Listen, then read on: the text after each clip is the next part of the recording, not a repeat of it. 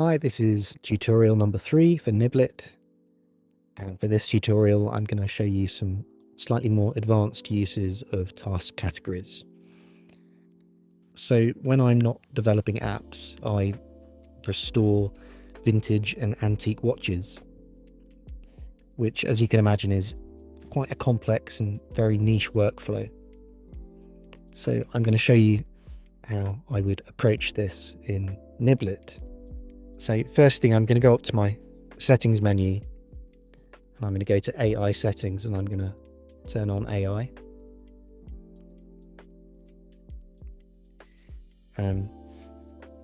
Let's create a new task, and we'll just call it repair watch. And we're going to tap the category button, add new, and we're going to call this category watch repair. It's given me an Apple Watch as the default. Isn't really the sort of thing I normally work on. The watches I work on tend to be 100 years old or more, so I'm going to tap here and tap my emojis, and I can actually choose something a bit more specific, and I can actually use a Genmoji as well. I've got a little broken watch Genmoji that I like to use. I'm going to use that, and I'm just going to give this a bit of a description which will help the AI categorize the task. Restoration of antique watches,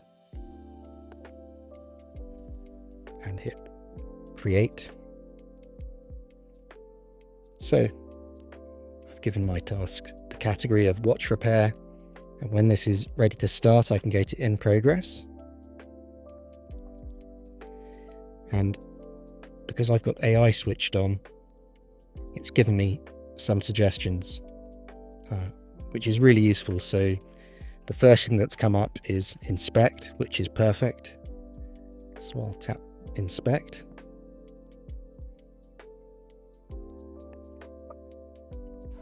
If any of these look useful, I can actually keep them just by tapping the little tick box here. So let's go to blocked, and unavailability of parts has come up, which is a classic problem. So let's say that my task is blocked due to unavailability of parts, and I can tap that.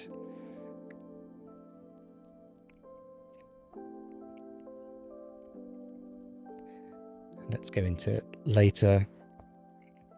There are more suggestions, so yeah, sure, let's say a broken tool, parts shortage, because I know when the shortage is going to end, so I could perhaps set a date. So I could say parts shortage, and I know that's going to become available on this date, so I'll set a delay. And there we go. Now I know that job is delayed due to a parts shortage, and I could add some more information. Balance staff on back order, so I can give specific information in the notes that I can refer back to later, and I can add websites and anything I need. And eventually, when the task is done, I can hit done, and I can say restored. So as you can see, this is a much more complex workflow, and many different statuses are going to be added as the workflow builds out and develops over time. And it's going to cover all kinds of edge cases, and I'm using the AI to help me. It's thinking ahead of me and adding things for me, which is really, really useful. And I can, of course, add things myself. Say, for example, invoice, and I can add quote, And if I go up into the settings menu now and go to task categories, you can see my my watch repair workflow is building out nicely. When you tap on the AI suggestions, they get promoted to being permanent statuses on your workflow.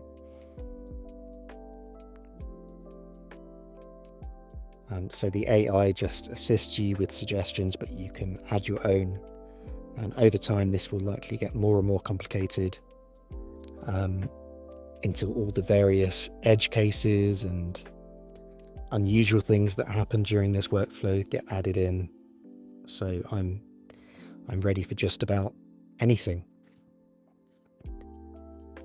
So that's a slightly more complex example of using categories.